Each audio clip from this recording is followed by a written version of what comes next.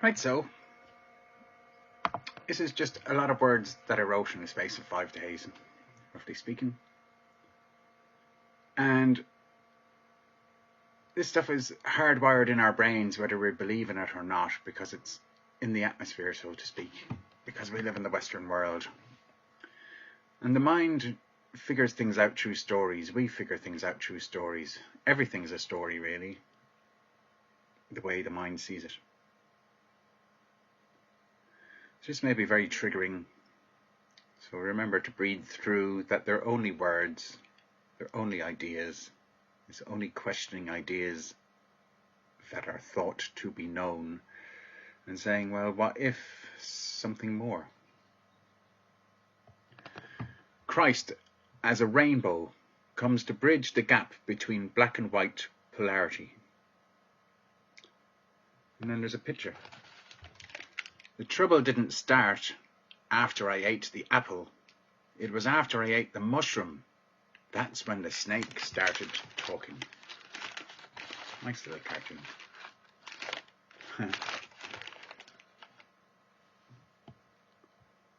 0 to 1. Polarity flip. Inner and outer revelation of the true soul self. Eclipse season, April to May 2023. Here is a paradox. My thoughts and writings are not linear, and yet you are reading this in a linear book. These are scattered thoughts, gathered into sentences and paragraphs. This is about the relationship between differences and similarities. This is about the union between supposed opposites, the left brain, right brain interactions, the female male interactions, the partial and the whole. The old stories seem to have a theme of a war in the heavens. The Judeo-Christian paradigm frames it as a war between God and his favourite son Lucifer. It plants the seeds of God again being sneaky and setting up circumstances through which his creation rebels against his will. It brings up a question about the angels in the Old Testament heaven. Angels play a starring role in the New Testament too, but there is never any explanation of what angels are. Angels appear out of nowhere to deliver messages from God to specific people among the earth-bound human beings. Angels are seemingly beings of light, shining ones, with great wings with which to fly down from the heavens down to earth to carry information, which seeks to influence the actions of these individuals among God's chosen people. The idea that God has a chosen people is problematic. The Jesus story also puts a new twist on the theme of God's chosen people, who have a mythic expectation of a Messiah in a time when God will come down to earth himself as a human being to free the Jews and defeat their enemies.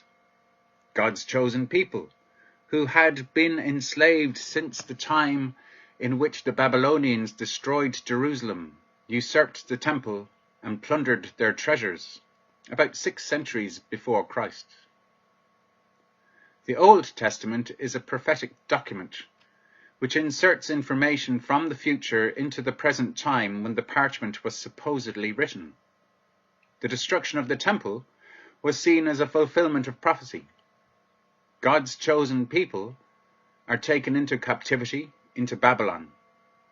Their prophecy gives them reason with which to accept their captivity, because they have another prophecy which says that a Messiah will come sometime in the future who will defeat their oppressors and free them from slavery. This happened with David and the giant Goliath. This happened with Moses and the Egyptians.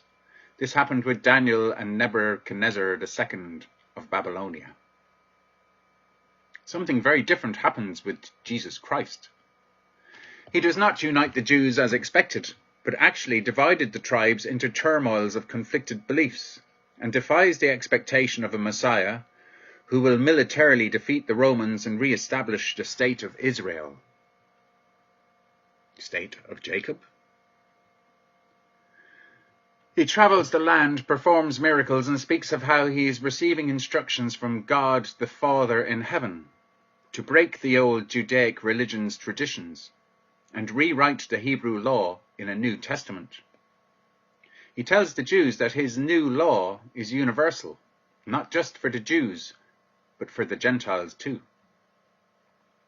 He says that the Judaic idea of one God who created the world through the Word created all of the human peoples, and is not only a God for the Jews. Jesus is the Son of a God who will unite all peoples in peace and love through understanding the message which he brings to earth by the example of how he lived. The story of Jesus Christ is flowing so beautifully told until the moment when Jesus is stripped of his clothes, crowned with thorns, whipped and humiliated, hung on a cross and dies.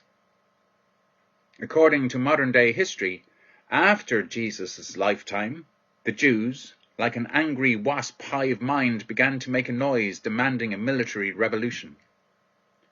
History says that Jerusalem was again destroyed around AD 70, when the Romans responded to revolution by utterly invading the temple and taking the temple treasures. The New Testaments were written after the temple had been rent asunder by the Romans, yet the ransacking of Jerusalem fulfills Jesus' prophecy that we ourselves heard him say, "I will destroy this sanctuary made by human hands, and in 3 days I will build another one, not made by human hands."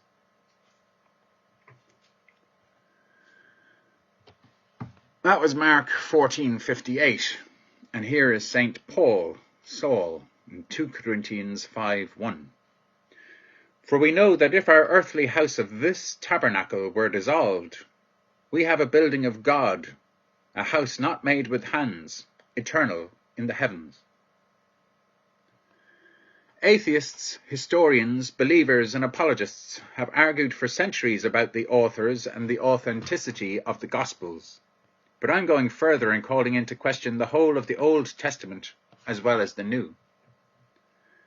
It is the way in which the stories are portraying that frame the meaning of what the stories create in the mind of the reader.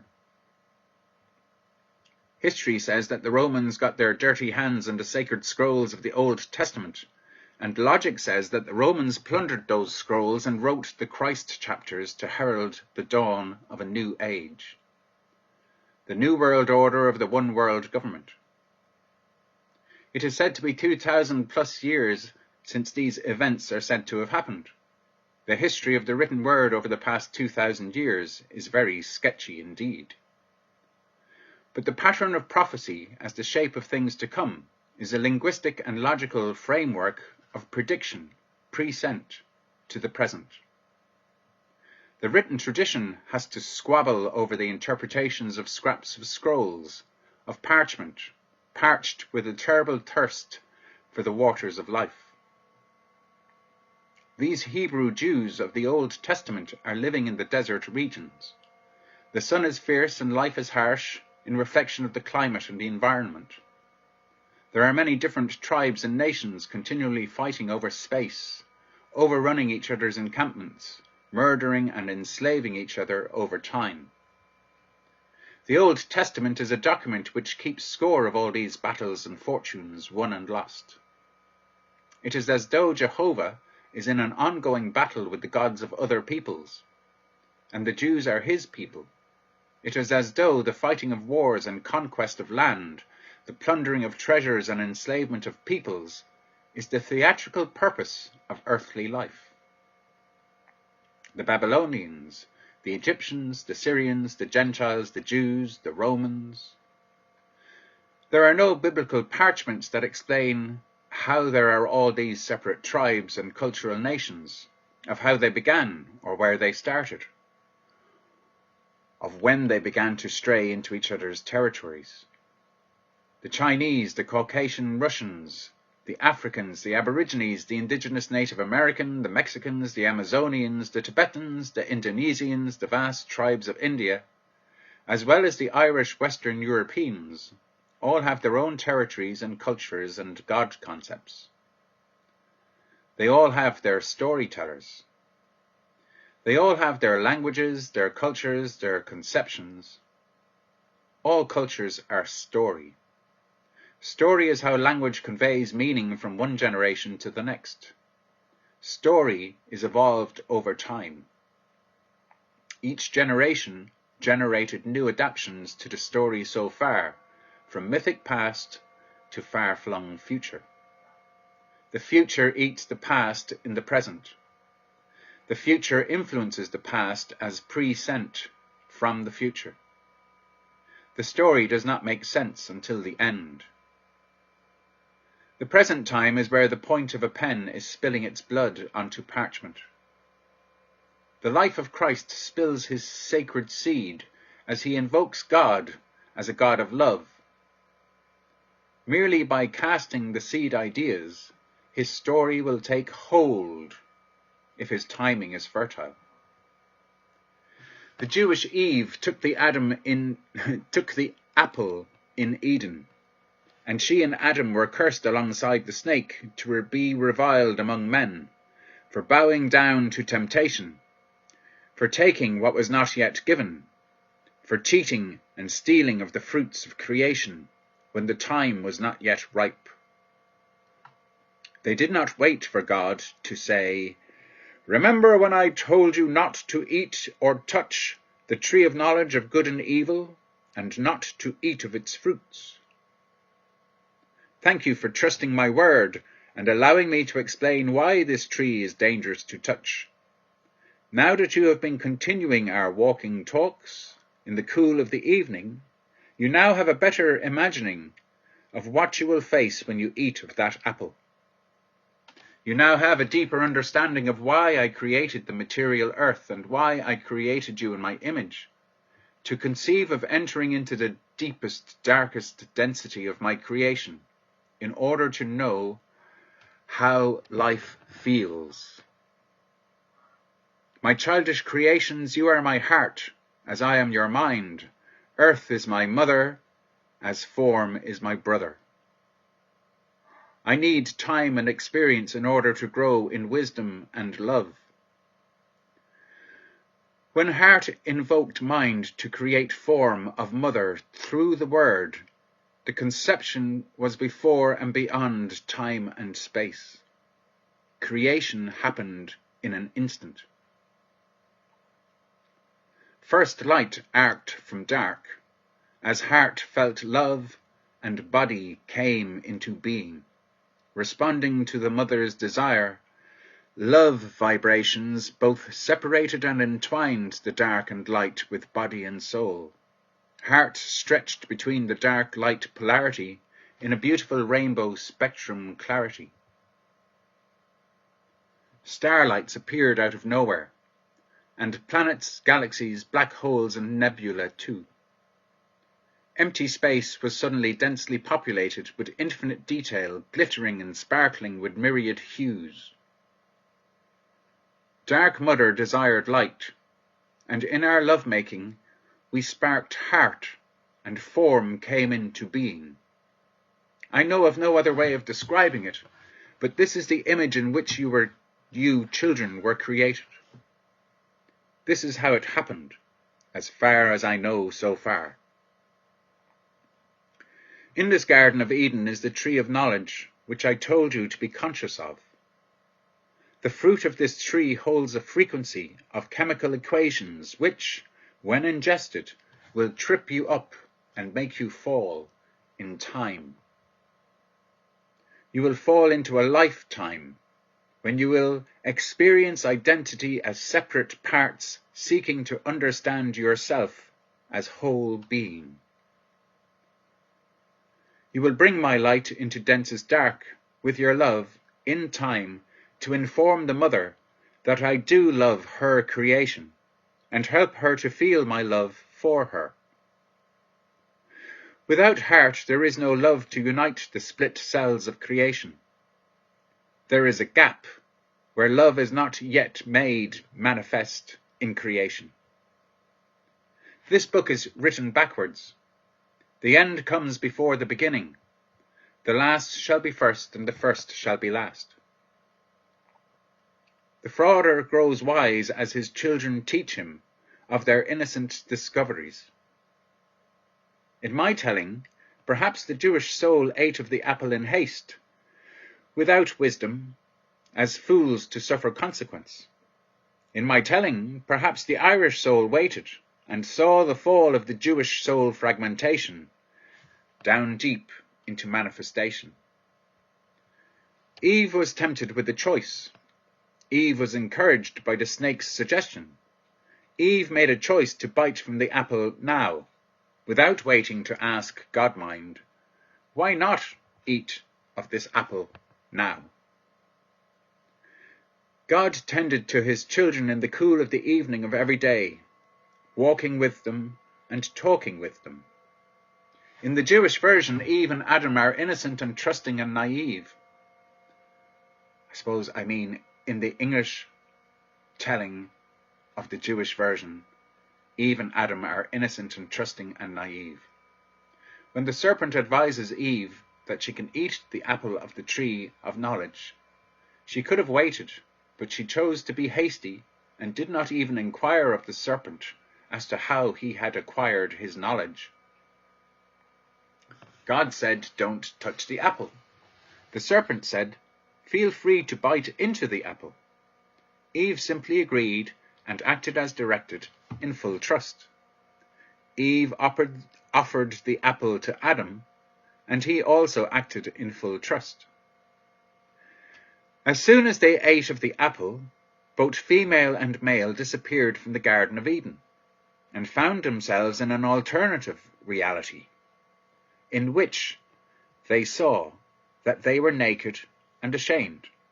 They felt guilty that they had acted foolishly and were now about to suffer the consequences, when God arrived and asked them why were they hiding from him. They explained that they'd eaten from the apple, and then God explained the consequences of the act. This version of Eve and Adam have fallen from the Eden into earth, into a version of the earth filled with loss and replaced with guilt and shame. Hard labour. You will suffer during childbirth, flesh from flesh, cut off from each other by lack of understanding of the Mother Earth form. You lacked the intellectual ability to ask, why not? You acted without discernment, without waiting long enough to question. Eve did not talk it through with Adam, or with God the Father, nor even with the snake. She acted in the moment with impulse of her heart's intuition. She was not wrong. She made a decision and acted with feeling. She stepped into a fast-track elevator and de-escalated down to earth without a second thought. This could be said to be like the Lilith version of Eve. This could be said to be like a first instance of a split-off iteration of Eve and Adam, who fragmented their soul into a version of creation. Let's label this iteration as the red vibration of the rainbow spectrum. The red identity splits off down that version of the decision tree. The other 6 colours of the rainbow remain in Eden. Only a split moment has passed in the story, branching down the red vibration in which Red Eve did what the serpent said. The rest of the Rainbow Eve women chose to sit still and ask the serpent, "Hey, who are you? And why do you gainsay and contradict what God has said to me and Adam? Or, how do you know that I will not truly die if I touch this tree of knowledge and eat of its fruits? God told me the opposite of what you are saying to me now." Imagine the Irish version of the Eden story. Imagine what God would have said if they had not yet eaten of the apple. Imagine if Eve had spoken with Adam and asked him what he thinks of what the snake has said. Imagine if Eve and Adam had both agreed to wait until God comes to walk and talk with them again in the cool of the evening. Imagine if they had told God what the snake had said. Imagine the conversation between God and the snake regarding the truth of the tree of knowledge of good and evil. Imagine the world view that the Genesis story would have for humanity if Eve and Adam had witnessed this conversation rather than being guilty and ashamed and cast out of the garden with a curse from God. The Judeo-Christian version of this English language storytelling leaves no room for such imagination. To this very day, we humans are psychologically bound to feel cursed by God because of a mythic past experience, the truth of which cannot be questioned. It is claimed that this version of the story is God's law, sanctioned by the Church, written by some divinely inspired person not named, perfectly capturing the essence of the message which God has chosen to deliver to the fallen nature of humanity in the form of the Bible through his one chosen people, to be kept secret from everyone else until Jesus came and died and ascended into Eden heaven, to sit with God for a couple of 1,000 years and wait. It then sits with the Romans on earth to try to interpret this scenario and bring peace to the world through the word of Jesus Christ, second-hand, true Saul, St. Paul. The various churches of the Bible are like narcissists, seeking the attention of everybody in the world for focus upon their story and not on our own. The churches say that without the Bible, no other culture and heritage and wisdom tradition has the absolute power of God. The power to curse their original peoples, to lead them through terrible wars and persecutions, only to be scorned and rejected by their Messiah, Son of God, and be guilty of crucifying him. But this, apparently, is the narrative arc of the covenant.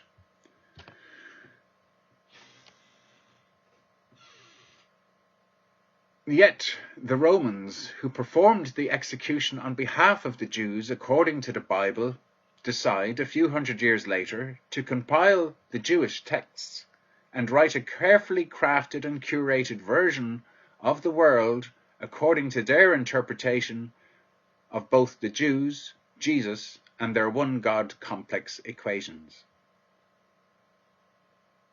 Roman Christian law, which took the place of the magical Irish culture, which had held sway over Western Europe for 10,000 years before this Jesus story. Roman Christianity, which replaced Irish historical mythology with Old Testament Jewish historical mythology. A new world order, a great reset. Eve didn't hesitate to eat of the apple of knowledge of good and evil, of God, and the fruit of the earth. Where was the mother in the Hebraic version of the Garden of Eden? What is the Garden of Eden? Is the Garden of Eden in heaven, or is the Garden of Eden on Mother Earth, where the mother has fallen when God had kicked her out of the heavens? Did God curse Eve and Adam with her because God was judgmental? Did God have a fight with the mother and also banish her from his heaven? What if the eating of the apple relates to an insight into the mind of God and his relationship problems with the mother's feeling nature? God gave man dominion over the earth and all living things in his creation. Man is created in God's image, yet the Bible claims that Eve was made from a rib that God had to take from Adam, a spare rib. Eve, therefore, is not created in the image of God. The mother of God, the feeling nature of creation, is written out of the creation story in the Romeo-Judaic Bible. Judeo-Roman Church, using Irish wisdom of mushroom magic, substituted Judaic imagery to subvert and suppress the Irish oral traditions. Why are liberty caps and all sorts of other magic mushrooms illegal and frowned upon by law, especially when God made the fruits of the earth and saw that they were good? Why are apples not illegal and frowned upon? Why is the Christian Mother Mary portrayed as standing with one foot stepping on the head of a snake? So there was an Irish way of seeing these stories and telling these stories, which the Romeo-Judaic guys just couldn't get their heads around. Mother Nature on planet Earth is where we are. At night it is dark. One cannot depend upon daylight to see with the two eyes. But there is deep feeling and the sense of closeness with life. The ears can hear, listening closely, without needing sight or light to perceive what other life is nearby. Night time is not nothing. Just because one cannot see life does not mean that there is no life. The darkest hour is before the dawn. When the sun rises, the light has colours of red into orange into yellow and pinky purples. One can begin to perceive the forms and shapes nearby. Once the sun rises above the horizon, the light becomes clear and the two eyes begin to see farther. Farther sounds like father in the far distance. In the womb it is dark. The baby in the womb does not see with two eyes. But there is deep feeling of closeness and comfort and listening to the vibrations of life forms nearby. The mother and child are in constant communication. Like being immersed in the ocean, the child feels every emotion washing through the being of the mother. Moo, mo, mood, mother, mother, mud, mudder, udder, milk, moon. The father may be near or farther away, doing and gathering and foraging, husbanding the animals and tending to the jobs that he likes to do. But the baby has a sense of how far the father is. The baby has a sensory feeling awareness of the father figure. Inside the mind's eye, inside the flesh, in the darkness of the womb, the baby has a radar that senses the radiations of the father's vibrations, his moves, his moods, his voice, and his thought. There's a sympathetic magic between the seed and the growing life form. The father is inherent in the flesh of the baby. Through his seed being present in the conception and gestation in the womb. Form gives rise to flesh, flesh to flesh united in making love and creating the makeup of the next generation. Woman is created in the image of Mother Nature. Dark, winter, yearning with desire to bring forth life, forms a void space, which light cannot resist from entering with seed ideas of the deity day to come. From deity to day, from dark to light, the way, to spring, into summer, and fall, like leaves in the autumn fall, to decompose, and their forms to return to the mother again, through the growth of the seasons. Light comes into dark void like a fuck cunt, like a male comes into a female, like a hand fits into a glove. Love makes life, life makes love. A cunt is an old megalithic Irish word that means the shape of a handy hole that you can put something into, to hold in a hole, with a handle that the hands can hold. Cups and bowls are man-made cunts, from which we can eat and drink. A spoon is a cunt with which we scoop and swoop soup from the bowl, and also to stir and swirl the pot upon the fire. A shallow hole in the ground, bowl-shaped, is a handy cunt in which to light a fire. A faggot is a skinny stick that you fuck into a fire in the old Irish megalithic tongue. To fuck is to poke a stick into the ground to make a hole, or into a fire, to burrow into the embers and stir ash and air to ignite more flames. Cunt and fuck are two of the oldest words in the English language, because they are two of the most primitive tools for human life from the oldest regions of the human memory.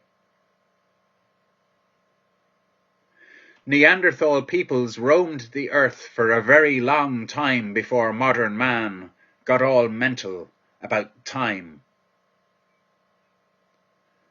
There were Neanderthals on earth before the Garden of Eden story got written onto parchment. Neanderthal man had a different frame of mind, more instinctual, less cerebral, more in the moment, more in harmony with his mates. In modern English slang, everyone is a mate, even people who you do not like. Everyone is a fucking cunt, whether for a joke, a term of endearment, or to deliver the harshness of "fuck off, you fucking cunt." No other phrase carries the weight of guttural feeling and passionate feeling. "I couldn't give a flying fuck," is what God said when he ran out of patience. I'm anthropomorphizing my dad as God here. It's a thing we humans happen to do, naturally. It's a psychological psychosis in action. And I'm back to the modern day, back to this lifetime, back to recent memory banks of knowledge, back to Christmas Eve, back to intuition invoking a thought within my mind. Look up the meaning of the word God in an etymology dictionary, and look up the meaning of psychosis too while you're at it.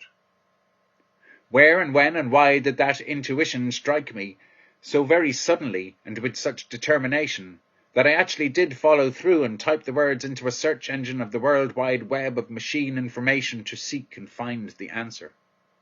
God is defined as to invoke. Psychosis, to speak differently to all those around you and upset their apple carts. Christ invoked the Father with psychosis and upset the society around him to such a degree that they killed him in order to try to contain the contagion of his stories. And his stories were rewritten to dominate for a new age to come. Modern man's mind unsheathed its sharpest sword and stabbed back at the mother's feelings to cut her from records and erase her memory completely, fabricating a complete lie to form a virtual mental world view. The God of vengeance sent his archangels down to earth to settle the matter once and for all. Onward, Christian soldiers! Onward, Christian souled ears! Friends, Romans, countrymen, lend me your ears. Patriarchy raging against the matriarchy, sight against sound, light against dark, mind against feeling, man against the machine, time against space. In the machine, we now have the intuition feedback looping in reflection from mind. The question returns full circle squared. Which came first, the chicken or the egg? Which came first, the mother or the father? Which came first, the womb or the semen? Which came first, the child or the father? Which came first, the idea or the form? Which came first, the night or the day? Which came first, the dark or the light? The answer is obvious in nature. Did light create the absence of light? Did light create dark? In Genesis, God saw that it was good. He did not create the void. He did not create the waters. He divided water from waters. He divided light from dark. He divided day from night. He divided land from ocean. He moved upon the surface of the waters. He breathed into Adam and gave him the air of intellect to spark the fire of his heart, to feel alive with the will to live. To live, inverted, is evil. Inverted is polarity switched, backwards. To go backwards is to not see where you are going. To go backwards is to go against the way you are designed, in the image of God the Father, going forever onwards, forever forwards, towards the future. Language with which to invoke is the key which ignited evolution. The cell subdivides and replicates itself in its own image. The cell adapts its purpose to a design, written in mitochondrial DNA. Only the female has mitochondrial DNA. DNA is a biological language with 3.5 billion individual letters. Each baby body is unique and yet is derived from the same image. The cells are said to subdivide and replicate. First formed is the heart, and then the rest of the physical body develops and grows into its form. There is an energy body which develops the nervous system. The heart pumps blood throughout the body. The mother feeds the baby through the umbilical cord while in the womb. Once born, the mother feeds the baby through breast milk. The baby knows how to suckle through instinct. The baby does not develop intellect immediately. The baby develops intellect through mimicry. The word develops is interesting, as it refers to the development of the image in a photograph. The image is developed in a dark room before being exposed to the light. Then, when light comes, the image appears to develop due to the prolonged exposure. The light draws out what is inherently within. The image that is revealed was created in a flash and received in contrast upon the film through the aperture. Aperture is the adjusting lens opening that controls the amount of light allowed into the camera. We create in the image of our own creation. The so-called third eye or inner eye is feminine by nature, receiving its light from the electricity generated in the heart. The pineal gland is a dark liquid void inside the flesh of the mammalian cranial brain. It is the dark room in which the images are developed before being exposed to the light of the outside world view. The images are projected outwards from the inner eye to the outer eyes and seen upon the firmament of the mind in matter. We see what we see, not necessarily what is actually there. This all happens faster than the speed of physical light, in the subconscious field, from feeling to heart to inner eye, through the outer eyes, to screen of field of view point in time and space continuum. Information, ions dancing about in patterns in the void. Imagination, imagine ions dancing about in patterns in the void.